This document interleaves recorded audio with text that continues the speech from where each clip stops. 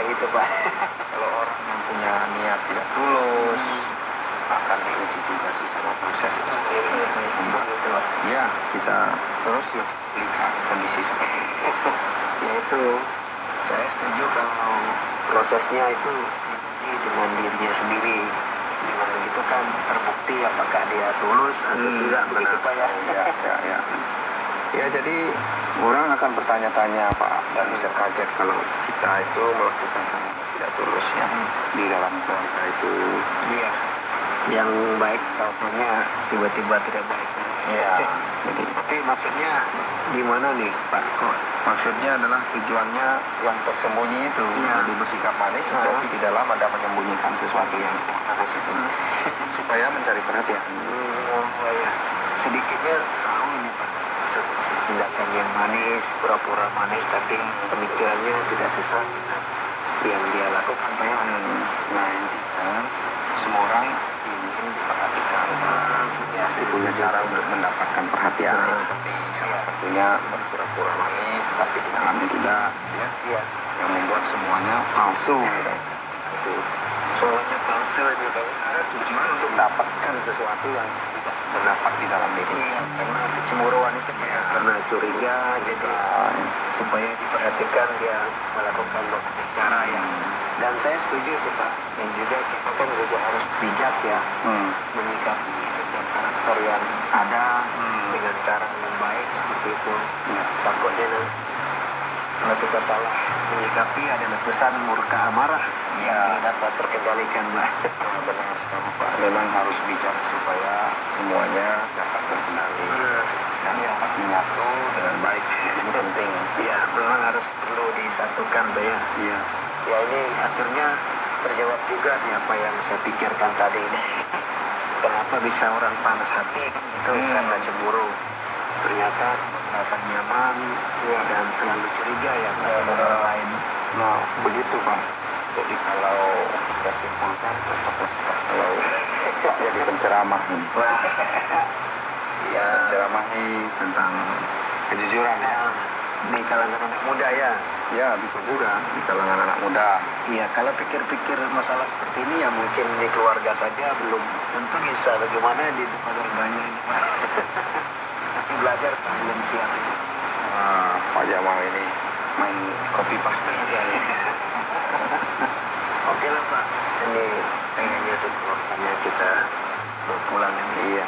Terima kasih sudah menjelaskan ini. Ya, semoga apa yang kita peroleh kita diskusikan tentang hal ini dapat bermanfaat ya Pak Jamal ya. Mari Pak Jamal. Ya, terima kasih Pak.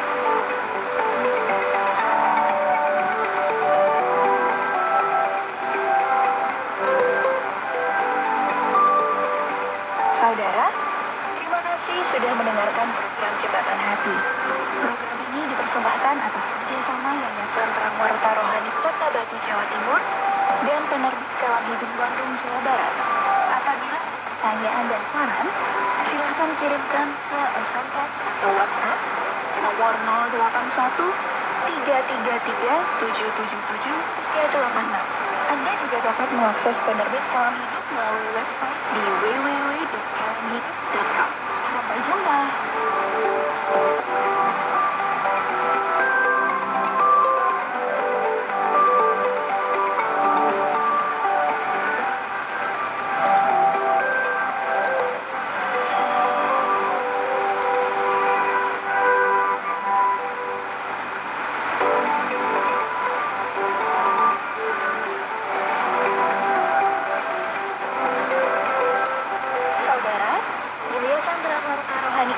Jawa Timur bekerja sama dengan Penerbit Kalam Hidup Bandung, Jawa Barat menghadirkan sebuah program Jembatan Hati bagi Anda.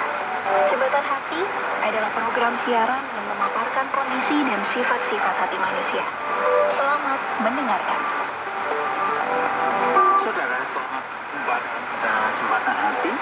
Acara ini hadir bagi saudara siapa saja setiap orang yang ingin mengetahui tentang hati manusia dengan sifat dan yang ada di dalam dirinya sebagai karya ciptaan Tuhan.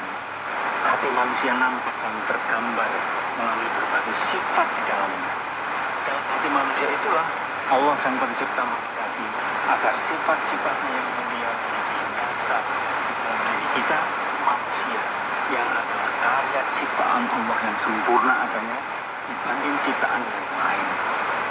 Saudara, tentu saudara tidak asing dengan istilah hati dan menjaga hati. Orang sering mengatakan hatinya sedih, hatinya gembira, hatinya khawatir, atau mengungkapkan cinta katanya dengan sepenuh hati, dan masih banyak ungkapan lain yang berkaitan dengan kata hati. Hati dalam pengertian ini bukan berbicara tentang organ tubuh, yaitu liver, tetapi merupakan perpaduan antara perasaan, hasrat, dan pengetahuan untuk membuat pertimbangan di dalam diri manusia sebelum seseorang mengambil keputusan untuk bertindak. Sering kita manusia seperti sedang berbincang-bincang dengan diri kita sendiri untuk menimbang-nimbang segala sesuatu serta akibat yang akan terjadi kalau saya mengambil keputusan ini atau keputusan itu. Itu maksudnya hati saudara. Dan bagaimana kita kondisi hati kita?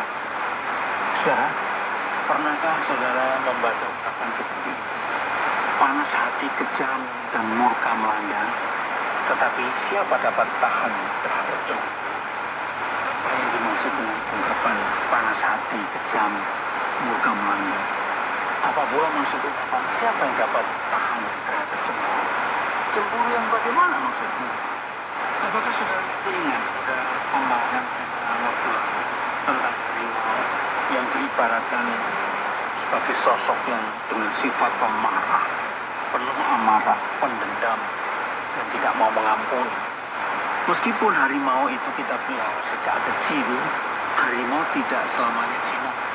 Dalam kondisi tertentu, harimau dapat saja menerkam balik makan kepada majikan yang memelihara sejak kecil pun tetap saja ada peluang bagi harimau untuk menerkam dan mencabik-cabik. Naluri harimau sebagai binatang buas itu tetap ada dan sampai kapanpun akan tetap ada. Jika dikaitkan dengan kemarahan, bahwa kemarahan, dendam, bahkan yang sampai tidak mau mengampuni, itu ibarat hanya akan berakhir kalau sudah mati.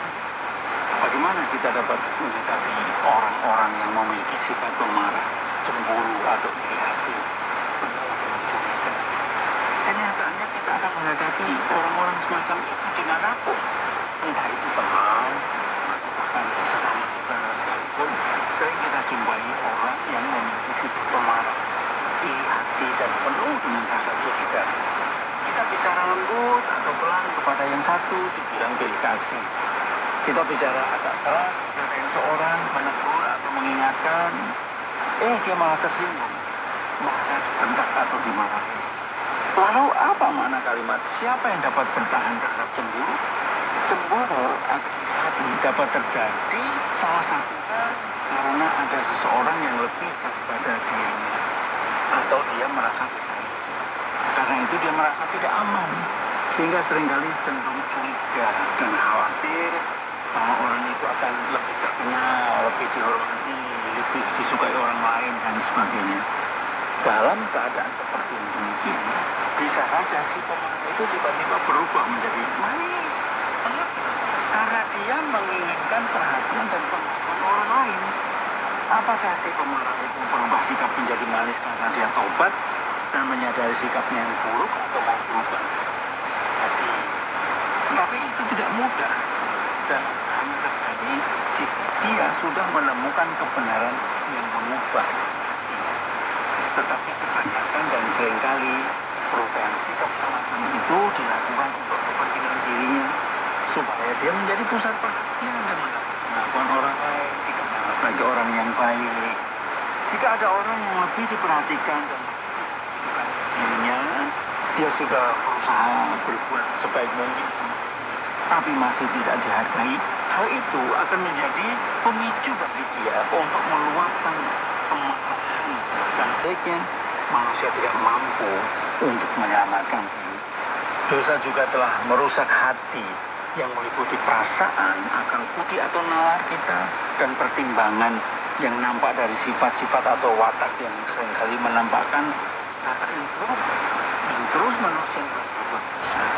Kita patut bersyukur karena Allah masih memberikan kita kesempatan untuk bertobat dari dosa, sehingga kita dapat mengalami perubahan dari watak sifat jahat dan berdosa dan memperoleh pengampunan, sehingga kita dapat menerima anugerah keselamatan yang dikaruniakan Allah bagi kita setelah kita memenuhi perintahnya untuk bertobat dan hidup memenuhi perintah Allah dan firman-Nya.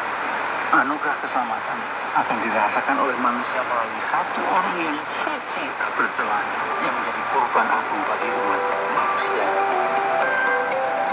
Saudara, terima kasih sudah mendengarkan program Jembatan Hati.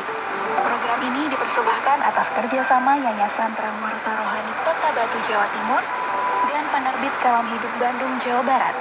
Apabila ada pertanyaan dan saran, silahkan kirimkan ke SMS atau WhatsApp di nomor 081 333 777 386.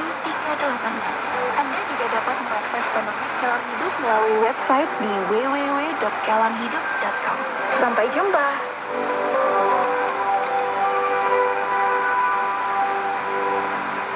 Sahabat, tanpa terasa 30 menit telah kita lalui bersama. Saya mengajak Anda untuk tetap mendengarkan program Jembatan Hati, sebuah program yang berbicara tentang Allah Pencipta dan manusia sebagai umat ciptaannya. Dimintakan pada gelombang 25 meter atau frekuensi 11.965 kHz. Pukul 17.30 waktu Indonesia bagian Barat. Inilah KTWR Agana Kuang.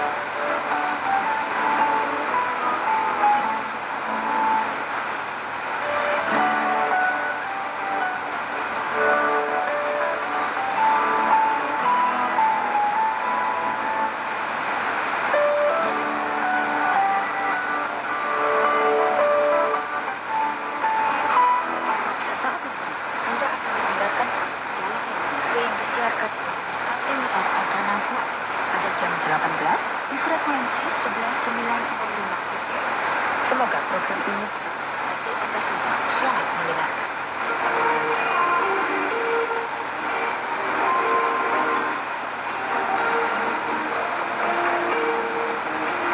Saudaraku, selamat datang kepada program Jalan yang Benar.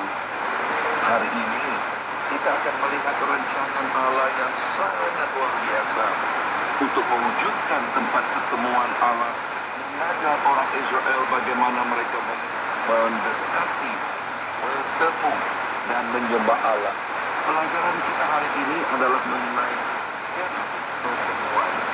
Kita Keluaran 24 berkata dengan hadirat Allah turun ke atas gunung itu dan menyebabkannya seperti api yang menyala di puncak gunung itu.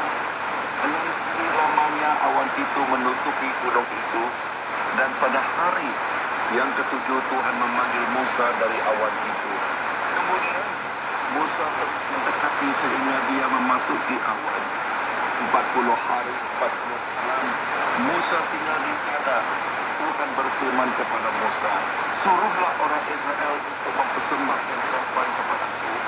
Barang siapa yang terada terus mempersembahkan persembahan dari emas, perak dan tembaga, dari lemak halus dan bulu biru, ungu dan merah dan bulu kulit awan jantan dan yang bercelat merah, kulit halus kayu akasia, minyak untuk pelida, rempah-rempah untuk minyak usaha, dan untuk kemenyan yang harum, jenis batu pembakar makanan untuk dipasang pada efod, dan tutup pada imam besar kemah bagiku, supaya aku diam di tengah-tengah mereka.